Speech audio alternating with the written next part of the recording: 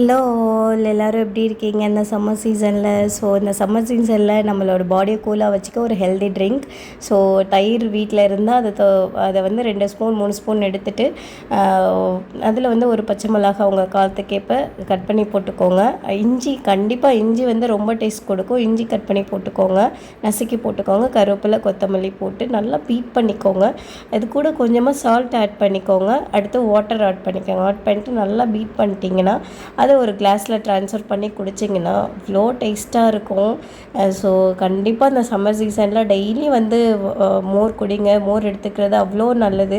மோரோட ஸ்பெஷாலிட்டியே மோர் வந்து புளிக்காமல் சாப்பிட்ணும். அப்போ தான் வந்து உடம்புக்கு நல்லதும் கூட, சளி பிடிக்காது. ஸோ அதனால் காலையிலேயே ஏர்லியாக எழுந்திரிச்சி பால் காய்ச்சி தயிர் போட்டுருங்க. போட்டுட்டு அதை 1 o'clock 2 o'clockலாம் நல்லா வந்து மோராக்கி குடிச்சிங்கன்னா ரொம்ப நல்லது.